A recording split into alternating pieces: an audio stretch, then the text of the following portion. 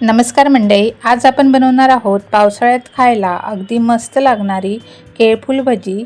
चला तर मग आपण त्या रेसिपीला सुरुवात करूया आणि हा व्हिडिओ तुम्ही शेवटपर्यंत नक्की पहा आणि नवीन असाल तर सबस्क्राइब करा आणि त्याचबरोबर लाईक शेअर करायला विसरू नका।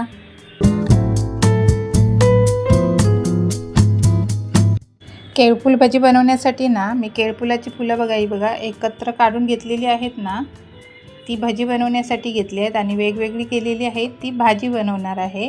आणि केळफूल साफ करताना ना त्यामध्ये एक देठ असतो, टोकाला थोडा काळपट असतो तो, आणि पांढऱ्या रंगाची हलकीशी पातळ पात असते किंवा पापुद्रा पण म्हणू शकता, ते काढून टाकायचं आहे।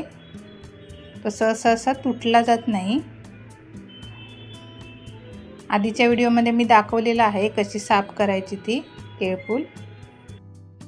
केळफुलाची भाजी बनवण्यासाठी ना मी अशी अख्खी केळफुलं घेतलेली आहेत। ही बघा, तुम्ही पाहिजे तर चिरून पण घेऊ शकता आणि पाण्यात टाकलेली, आणि त्या पाण्यामध्ये ना अर्ध्या लिंबाचा रस पिळलेला आणि थोडंसं मीठ टाकून 15 ते 20 मिनिटं भिजत ठेवायची आहेत। त्यामुळे भजी अधिक चविष्ट आणि खमंग होतात आणि चवही छान लागते आणि कडवटपणा त्याचा निघून जातो।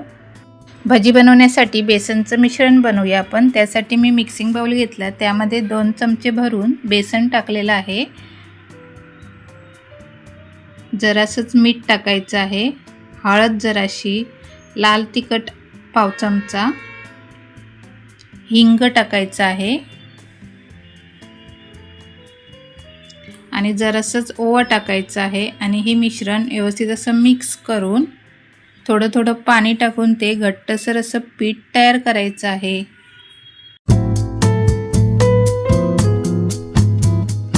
मी यामध्ये ना 1 चमचा तांदळाचं पीठ टाकलं, त्यामुळे कुरकुरीतपणा येतो, आणि जरासा बेकिंग सोडा टाकायचा आहे। हे बघा, व्यवस्थित असं मिक्स करून घेतलेलं आहे।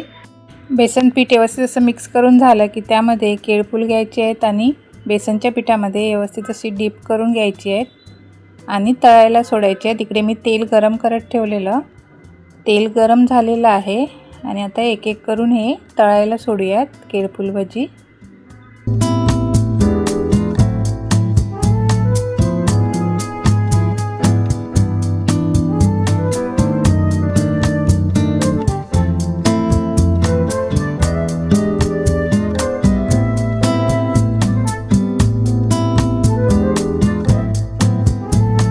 एका साईडने व्यवस्थित अशी भाजून झाली की दुसऱ्या साईडने परतून घेऊयात, आणि दुसऱ्या साईडने पण मस्त अशी सोनेरी रंग येईपर्यंत कुरकुरीत मीडियम टू हाय फ्लेमवरती भाजून घ्यायची आहेत भजी। हे बघा, मस्त अशी कुरकुरीत केळफूल भजी बनवून तयार आहे तळून। आता तेल व्यवस्थित गाळून काढून घेऊयात। ही भजी तुम्ही हिरव्या चटणी बरोबर किंवा टोमॅटो सॉस बरोबर पण खाऊ शकता, खूप छान टेस्टी लागतात।